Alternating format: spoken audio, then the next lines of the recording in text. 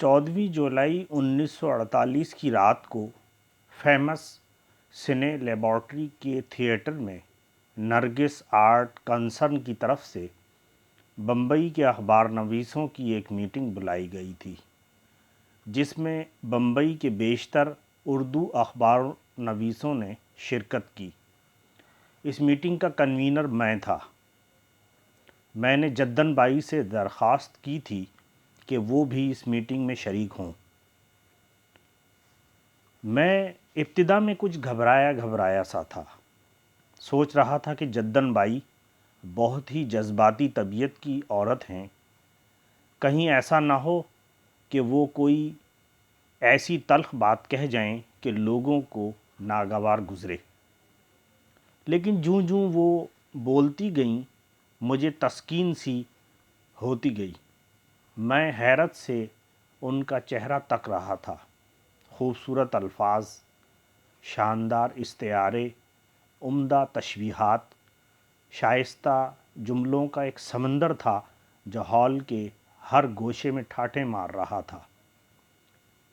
Jaddan by मुसलसल 1.5 घंटे तक बोलती रहीं। उन्होंने फ़िल्म इंडस्ट्री के मुख्तलिफ़ शोबों, हिंदुस्तान के उर्दू फ़िल्मी जर्नलिज़्म, माहनामा नरगिस के इजरा के मकासद, उर्दू अखबार नवीसों की गलत रविश और फ़िल्म इंडस्ट्री में फहाशी के मौजू पर एक तवील, मुदल्लल और बरजस्ता तकरीर की, और एक लम्हे के लिए किसी अखबार नवीस को गुफ्तगू का मौका न दिया। उस रोज़ मैंने पहली मर्तबा महसूस किया कि मैं एक कोहना मश्क अदीब, अफसाना निगार और सहाफ़ी होने के बावजूद जद्दन बाई के सामने तिफ़्ले मकतब हूँ। ऐसा एहसास मुझे ज़िंदगी में पहले कभी नहीं हुआ था। लगभग 1 हफ़्ता बीत गया। एक दिन मुझे रंग महल स्टूडियो जाने का इत्तेफाक हुआ। स्टेज नंबर 1 में हलचल का सेट लगा हुआ था और नरगिस एक गोशे में खामोश बैठी अखबार पढ़ रही थी। सेट पर सब लोग सहमे सहमे से नज़र आ रहे थे। मैंने नरगिस से पूछा, बेबी क्या बात है, शूटिंग क्यों नहीं हुई? नरगिस ने अखबार लपेट कर एक तरफ रख दिया और दाएं बाएं देख कर राजदाराना लहजे में बोली, बीबी दफ्तर में आसिफ से लड़ रही हैं। मैंने हैरान होकर पूछा, क्यों? नरगिस ने बात गोल कर दी। मालूम नहीं, आप खुद जाकर देख लीजिए। मैं सेट से वापस आकर कुछ देर तक तो दफ्तर के गिर्द मंडलाता रहा। अंदर बड़ी ऊंची ऊंची बहस हो रही थी। आसिफ बोल रहा था, जद्दन बाई बोल रही थीं, और बीच में कभी कभी दिलीप कुमार की मियाऊं मियाऊं भी सुनाई दी जाती थी। वो बेचारा दोनों तरफ से नरगे में फंसा हुआ था। एक बार मैंने दिल कड़ा करके दरवाजे से अंदर झांका तो जद्दन बाई की नज़र पड़ गई। आसिफ ने पलट कर मेरी तरफ देखा और दुरुस्त लहजे में बोला, क्या बात है? लेकिन मेरे जवाब देने से कबल जद्दन बाई बोल उठी, आओ अंदर आ जाओ। और मैं आसिफ के रूखेपन से भिन्नाया हुआ अंदर दाखिल हुआ और कुर्सी घसीट कर जद्दन बाई और दिलीप कुमार के दरमियान बैठ गया। आसिफ के चेहरे पर नागवारी की लकीरें और ज़्यादा गहरी हो गईं, लेकिन दिलीप कुमार सर झुकाए खामोश बैठा रहा। जद्दन बाई ने चुटकी बजाकर सिगरेट की राख झाड़ी और फिर उसी अंदाज में दिलीप कुमार और आसिफ को मुखातिब करके बातें करने लगीं। सारी बहस का लुब्ब-ए-लुआब ये था कि सेट पर नरगिस और दिलीप कुमार एक दूसरे से घुल मिल कर बातें कर रहे थे कि आसिफ ने नरगिस को डांट दिया। नरगिस को आसिफ की डांट नागवार गुजरी और उसने सेट पर काम करने से इनकार कर दिया। जद्दन बाई को जब ये बात मालूम हुई तो उन्होंने आसिफ को बुलाकर बहुत फटकारा। वो बार बार दिलीप से پوچھتی اگر تمہیں بیبی سے انس ہے تو تم مجھ سے کہو، شریف ماں باپ کی اولاد ہو، شریفانہ طریقے سے اسے اپنا لو۔ سیٹ پر لوگوں کے سامنے یوں کھسر پھسر کرنے سے کیا فائدہ؟ اسے بھی بدنام کرتے ہو اور خود بھی بدنام ہوتے ہو۔ پھر آصف سے مخاطب ہو کر کہتی تمہیں بیبی کو ڈانٹنے کا کیا حق تھا؟ تم کوئی اس کے باپ ہو، بھائی ہو، عاشق ہو، تمہیں اس سے کیا کہ وہ یوسف سے کیوں باتیں کرتی ہے؟ وہ کالے کتے سے باتیں کرے، تم کون ہوتے ہو روکنے والے؟ دلیپ بیچارہ گو مگو کی کیفیت میں تھا۔ آصف اس کا دوست تھا لیکن اس کا رویہ سراسر غلط تھا۔ دلیپ نرگس سے شادی کا خواہش مند نہیں تھا۔ وہ یہ بھی جانتا تھا کہ آصف خود نرگس کے پیچھے ریشہ ختمی ہو رہا ہے اور وہ نرگس سے خود بھی مراسم بڑھانا چاہتا ہے۔ بہرحال بحث کا کوئی سر تھا نہ پیر۔ جدن بائی بار بار دلیپ کے دل کی بات کریدنے کی کوشش کرتی اور دلیپ پہلو بچا جاتا۔ آخر بہت دیر بعد سیٹ سے اوجھا کا پیغام آیا کہ شاٹ تیار ہے اور بحث ناتمام رہ گئی۔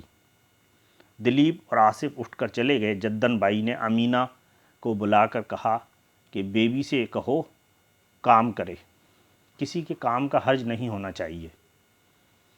اس رات کو 9 بجے تک میں شیٹو میرین میں بیٹھا نرگس آرٹ کی فلم پیار کی باتیں کا اسکرپٹ لکھتا رہا۔ نرگس شام کو شوٹنگ سے واپس آ کر اپنی چند سہیلیوں کے ساتھ CCI چلی گئی تھی۔ اختر اور انور غائب تھے اور بھابیاں اپنے کمروں میں بند تھیں۔ ڈرائنگ روم کے ایک گوشے میں جدن بائی رامانند ساگر کی کتاب اور انسان مر گیا پڑھ رہی تھیں اور ساتھ ہی ساتھ پورٹ وائن کے چھوٹے چھوٹے گھونٹ بھی لے رہی تھیں۔ چند سین لکھ کر میں نے انہیں سنائے اور پھر کاغذات میز کی دراز میں رکھ کر باہر نکل آیا۔ صبح 5 بجے کے قریب YMCA کے دربان نے آ کر مجھے زور سے جھنجھوڑ کر جگا دیا۔ معلوم ہوا کہ میرا فون ہے۔ میں بڑی بیزاری کے عالم میں لڑکھڑاتا ہوا نیچے اترا۔ راجیش ورما کا فون تھا۔ میں نے کہا ورمے تم نے پی رکھی ہے کیا؟ اتنے سویرے فون؟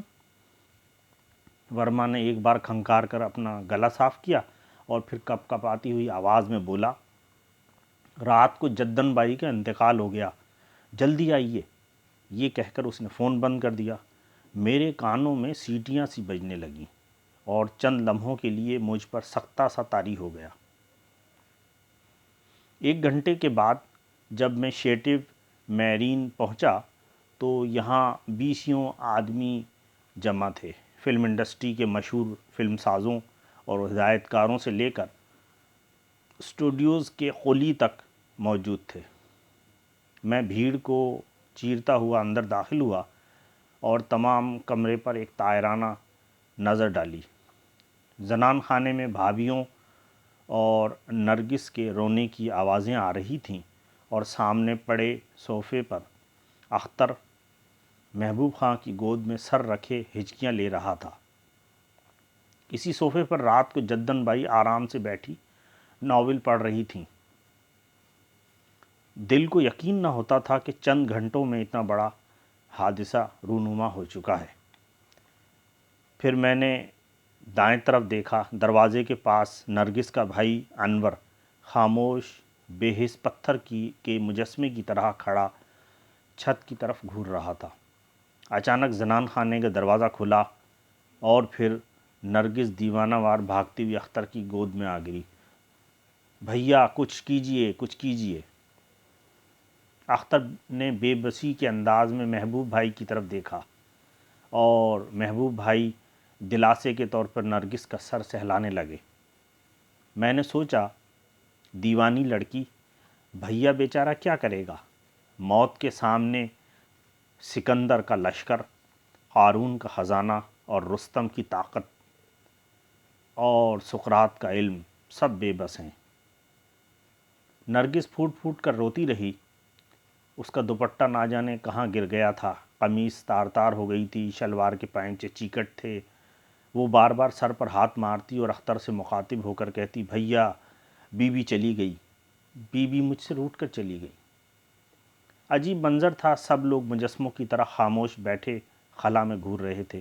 محبوب، کاردار، چندو لال شاہ، دلیپ، راج، آصف، مراد، یوسف مختار، امان، جے راج کمار، شیام، نوشاد، فریدوں کوشک، قمر الدین، منوہر کھنہ، شکیل، کمال، مجروح، مدھوک اور بیسیوں دوسرے لوگ جن کے چہرے خزاں زدہ زرد پتوں کی طرح تھے، ایک عجیب بے بسی، خوف اور دیوانگی کے ملے جلے تاثر کے ساتھ، جیسے ان کی سمجھ میں نہ آ رہا ہو کہ یہ کیا ہو گیا، کیوں ہو گیا، اور اب انہیں کیا کرنا چاہیے، جیسے وہ سب خواب کے عالم میں ہوں۔ پھر میں نے سوچا، ہاں یہ خواب ہی تو ہے۔ بابو جی چلے گئے، ان کے محتاط قدموں کی چاپ اور آبنوسی چھڑی کی آواز ابھی تک اس ہال کی فضا میں گونج رہی ہے۔ جس روز ان کا انتقال ہوا اس روز بھی یہی ہنگامہ برپا تھا، یہی سسکیاں، یہی چیخیں اور یہی زرد رو افسردہ چہرے۔ اس روز بی بی یعنی جدن بائی کے بال پریشان تھے، ان کی آواز بھررائی ہوئی تھی اور وہ اسی صوفے پر دیوانوں کی طرح گریبان پھاڑ کر زارو قطار رو رہی تھیں۔ ارے موہن لال تم کہاں چلے گئے؟ ارے موہن لال مجھے کیوں اکیلا چھوڑ گئے؟ اور آج وہ اپنے موہن لال کے پاس چلی گئیں تو یہاں اور لوگ بیٹھے ان کے لیے آنسو بہا رہے ہیں۔ کل یہ نہ ہوں گے، ہم نہ ہوں گے، اور کوئی اور اس صوفے پر بیٹھ کر ہماری موت کا ماتم کر رہا ہوگا۔ محبوب بھائی نے رومال سے اپنے آنسو پہنچے اور فریدوں کی طرف دیکھ کر اونچی آواز میں بولے، اب بھرے بازار میں منہ پر گالی دینے والی عورت کہاں پیدا ہوگی؟ دوپہر کے بعد میت نور باغ میں دفن کر دی گئی۔ انتقال کے وقت جدن بائی کی عمر 53 برس تھی۔ وہ یو پی کے ضلع الہ آباد میں پیدا ہوئی تھیں۔ بچپن کا بیشتر حصہ وہیں بسر ہوا۔ پھر وہ اپنی ماں کے ساتھ کلکتہ چلی آئیں اور وہیں انہوں نے رقص و موسیقی کے علاوہ اردو اور فارسی کی تعلیم بھی حاصل کی۔ 18 برس کی عمر میں موہن بابو سے شادی ہوئی۔ موہن بابو اس وقت الہ آباد یونیورسٹی میں بی ایس سی کے طالب علم تھے۔ موہن بابو اور جدن بائی کی ملاقات لکھنؤ میں ہوئی تھی۔ اس وقت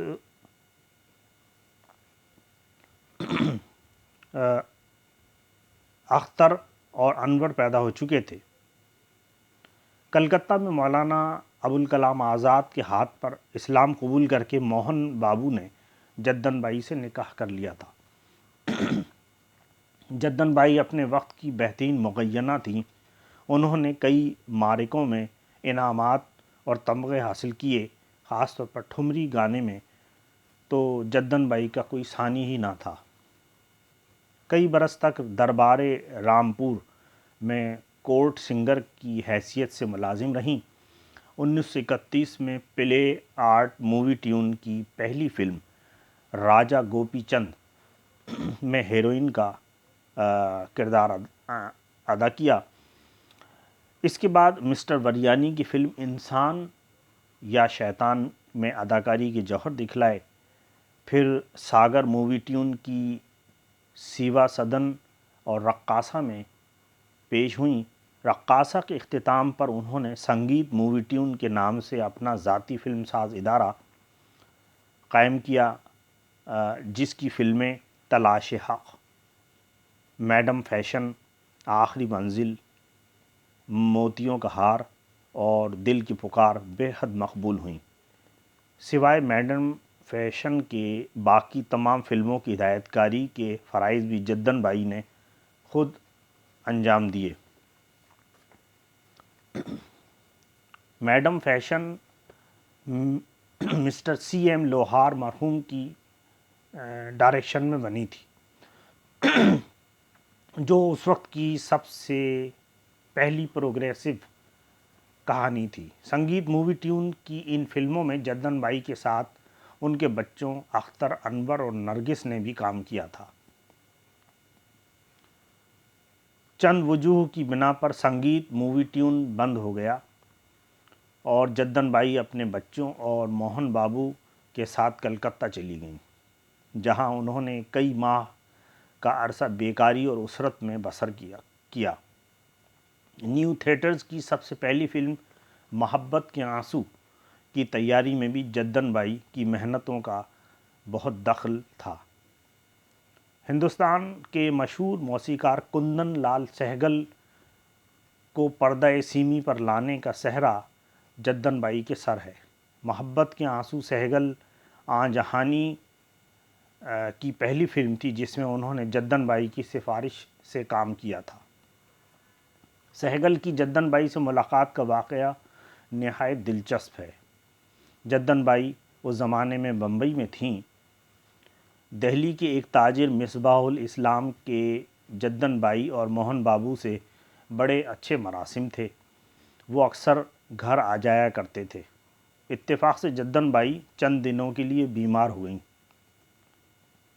مصباح صاحب دلچسپ اور خوش مذاق آدمی تھے۔ جب بھی گھر آتے ایک دو آدمی ساتھ لے کر آتے۔ بیوی یہ بہت اچھے ایکٹر ہیں، یہ بہت اچھا گاتے ہیں، بہت اچھا کامیڈین ہے، اس کا طبلہ سنیے، ان سے باجا سنیے، اور دن بھر گھر میں رونق رہتی۔ سب ہنستے، بولتے، گاتے، بجاتے اور بیوی کا دل بہلاتے رہتے۔ ایک دن دوپہر کو مصباح صاحب ایک دبلے پتلے نوجوان کو اپنے ساتھ لے کر آئے اور آتے ہی ادھم مچا دیا۔ بیوی یہ صاحب بہت اچھا گاتے ہیں، انہیں سنیے۔ جدن بائی کی طبیعت پریشان تھی، انہوں نے پہلے تو ٹال دیا، پھر کبھی سن لیں گے مصباح صاحب۔ لیکن مصباح تو ہاتھ دھو کر پیچھے پڑ گئے۔ مجبوراً جدن بائی نے اجازت دے دی۔ ملازم نے ہارمونیم لا کر قالین پر رکھ دیا۔ نوجوان جھجکتا ہوا آگے بڑھا اور ہارمونیم کھول کر غالب کی غزل گانے لگا۔ نقطہ چیں ہے غم دل، اس کو سنائے نہ بنے، کیا بنے بات، جہاں بات بنائے نہ بنے۔ جو ہی اس نے استائی ختم کی اور انترا شروع کیا، جدن بائی اٹھ کر بیٹھ گئیں اور حیرت سے اس کا چہرہ تکنے لگیں۔ یہ نوجوان ہندوستان کا ہر دل عزیز موسیقار سہگل تھا۔ غزل ختم ہوئی تو جدن بائی نے دل کھول کر تعریف کی اور بولی، مصباح صاحب میں نے اتنا درد کسی کے گلے میں نہیں پایا۔ اور پھر سہگل سے مخاطب ہو کر کہنے لگیں، مسٹر کندن لال، اگر آپ گانا سیکھنا چاہیں تو ضرور سکھاؤں گی۔ سہگل نے بڑے انکسار سے جدن بائی کا شکریہ ادا کیا اور پھر کئی ماہ تک روزانہ جدن بائی کے پاس آ کر موسیقی کی تعلیم حاصل کرتے رہے، یہاں تک کہ چند ماہ بعد جدن بائی نے ہی انہیں فلم انڈسٹری میں ملازمت دلوا دی۔ جدن بائی شروع ہی سے بڑی نڈر، صاف گو اور کھری طبیعت کی مالک تھیں۔ زندگی بھر کسی غلط اور ناجائز دباؤ سے متاثر نہیں ہوئیں۔ جس زمانے میں وہ رامپور اسٹیٹ میں ملازم تھی، نواب صاحب کے ہاں ولی عہد بہادر کی پیدائش کے جشن کے زمانے میں ہندوستان کے طول و عرض سے نامور موسیقار، گانے والیاں اور رقاصائیں بلوائی گئی تھیں۔ جدن بائی بھی اس جشن میں موہن بابو اور بچوں کے ساتھ شریک ہوئیں۔ جشن کے تیسرے روز ارباب نشاط رامپور کی طرف سے جدن بائی کو 1000 روپیہ روزانہ پر گانے کے لیے مدعو کیا گیا۔ مجلس کے منتظم پیارے صاحب تھے، جو خود بھی مشہور گانے والے تھے۔ گانے بجانے کی محفل گرم تھی کہ ڈیوڑی سے اطلاع آئی کہ جشن میں شریک ہونے والی تمام عورتیں جلوس کے ساتھ تخت رواں پر نکلیں گی۔ سب لوگ تیار ہونے لگے، لیکن جدن بائی کا چہرہ یہ سنتے ہی متغیر ہو گیا۔ خبر رساں کو ڈانٹ کر بولیں، تخت رواں پر ڈومنیاں اور نٹنیاں نکلتی ہیں، ہم ہرگز نہیں جائیں گے۔ جاؤ نواب صاحب سے کہہ دو کہ جدن نے انکار کر دیا ہے۔ تمام محفل پر سناٹا چھا گیا۔ ریاست کے اندر نواب صاحب کی حکم عدولی کا جو نتیجہ ہو سکتا ہے وہ سب کو معلوم تھا۔ تھوڑی دیر کے بعد خبر رساں نے آ کر کہا، نواب صاحب نے حکم دیا ہے کہ 24 گھنٹے کے اندر اندر ریاست سے باہر نکل جاؤ۔ جدن بائی بل کھا کر نشست سے اٹھیں، مہمان خانے میں پہنچ کر سامان باندھا اور بابو جی اور بچوں کے ہمراہ پیدل اسٹیشن کی طرف روانہ ہو گئیں۔ اسٹیشن پر پہنچ کر سامان پلیٹ فارم پر رکھا، پرس کا جائزہ لیا تو معلوم ہوا کہ رقم بہت کم ہے۔ مجبوراً سب کے تھرڈ کلاس کے ٹکٹ لیے اور گاڑی کا انتظار کرنے لگیں۔ گاڑی آنے میں چند منٹ باقی تھے کہ اسٹیٹ کار کے ہارن کی آواز سنائی دی۔ سب کے دل دھک سے رہ گئے کہ ریاست کا معاملہ ہے، جانے کیا مصیبت پیش آنے والی ہے۔ اتنے میں نواب صاحب کے منجلے بھائی ولن نواب بھاگے بھاگے پلیٹ فارم پر آئے اور جدن بائی سے کہنے لگے، ارے جدن، تم تو خواہ ناراض ہو گئیں، نواب صاحب نے بلا بھیجا ہے، واللہ ہمیں کیا معلوم تھا کہ تخت رواں پر نکلنا معیوب بات ہے۔ چلو۔ جدن بائی نے بہت انکار کیا مگر ولن نواب ضد میں آ گئے، تم نہیں چلو گی تو میں بھی واپس نہیں جاؤں گا۔ مجبوراً سب لوگ اسی اسٹیٹ کار میں بیٹھ کر واپس لوٹے۔ کار ابھی اسٹیشن سے باہر ہی نکلی تھی کہ سامنے سے بیل گاڑیوں پر تمام موسیقار، گانے والیاں اور ان کے سازندے خراب و خستہ حالت میں اسٹیشن کی طرف آتے ہوئے نظر پڑے۔ معلوم ہوا کہ جدن بائی کے چلے جانے کی خبر سن کر نواب صاحب کی طبیعت اور منقض ہو گئی اور انہوں نے سب کو ڈانٹ ڈپٹ کر محل سے نکلوا دیا۔ جدن بائی کا قافلہ محل پہنچا تو نواب صاحب چشم براہ بیٹھے تھے۔ خود اٹھ کر استقبال کیا اور مسکراتے ہوئے بولے، ہم سے بڑی بھول ہوئی جدن، غصہ تھوک دو۔ اس کے بعد جدن 17 دن تک محل میں مقیم رہیں۔ ہر روز جشن ہوتا، نواب صاحب، ریاست کے دیگر معززین اور نواب صاحب کے تمام دوست احباب شریک ہوتے۔ جب 18ویں دن جدن بائی واپس جانے لگیں تو نواب صاحب نے معاہدے کے 17,000 روپوں کے علاوہ 5,000 روپے بطور انعام، 2 ریشمی جوڑے، بچوں کے کپڑے اور قیمتی بنارسی ساڑیاں دے کر نہایت عزت و احترام سے رخصت کیا۔ جدن بائی نہایت ہی اچھی ادیبہ تھیں۔ فارسی اور اردو پر تو اس قدر عبور تھا کہ اچھے اچھے ادیب ان کے سامنے زانوئے ادب تہ کرتے تھے۔ جہاں رہیں ہمیشہ شعراء اور ادباء کی محفلیں منعقد کراتی رہیں۔ جوش ملی آبادی، ساغر نظامی، بہزاد لکھنوی، مجروح سلطان پوری، ماہر جگر مراد آبادی اور وحشت جیسے نامور شعراء بھی ان محفلوں میں شریک ہوا کرتے تھے۔ زمیندار لاہور اور ریاست دہلی جیسے بلند پایہ اخبارات میں کافی عرصے تک مستقل لکھتی رہیں۔ کلکتہ میں عنایت دہلوی مرحوم کے اخبار چونچ کے اجرا کی ذمہ داری بھی جدن بائی کے سر ہے۔ اس اخبار میں خونی کون کے عنوان سے جدن بائی نے 30-40 قسطوں پر مشتمل ایک ناول تحریر کیا تھا، جس پر ملک کے طول و عرض سے بے شمار تعریفی خطوط موصول ہوئے۔ اس ناول میں سب سے بڑی خوبی یہ تھی کہ ہر اشاعت میں ایسے مقام پر اختتام کرتی کہ لوگ دیوانہ وار دوسری قسط کا انتظار کرتے۔ جس روز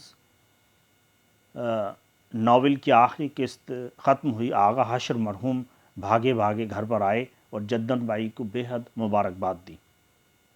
بمبئی میں جب غازی بن باسی مدیر گلو خار لاہور نے ہفت روزہ چاند کا اجرا کیا تو جدن بائی نے اس میں بمبئی کی شادی کے زیر عنوان 12 قسطوں میں ایک اور دلچسپ ناولٹ لکھا جو ان کے پہلے ناول خونی کون سے بھی زیادہ مقبول ہوا۔ جدن بائی کے کل 5 بچے تھے۔ پہلوٹی کی بچی کا 1 سال کی عمر میں انتقال ہو گیا، اس کے بعد اختر پیدا ہوا، پھر انور، اور اس آخر میں نرگس، اور پھر ایک اور بچی پیدا ہوئی، اس کا بھی کم عمری ہی میں انتقال ہو گیا۔ جدن بائی بظاہر بڑی غصہ ور اور تیز طبع دکھائی دیتی تھیں مگر بباطن بہت ہی نرم اور فیاض تھیں۔ ایک مرتبہ ایک پریشان حال عورت گھر میں بھیک مانگنے آئی۔ جدن بائی نے کہا معاف کرو۔ عورت سیڑھیوں پر بیٹھ کر زور زور سے فریاد کرنے لگی، بھوکی ہوں ماں، صبح سے کچھ نہیں کھایا، بچے بھی بھوکے ہیں۔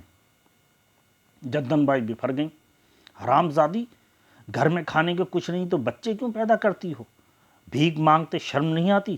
کہیں نوکری کیوں نہیں کر لیتی؟ نکلو یہاں سے حرافہ۔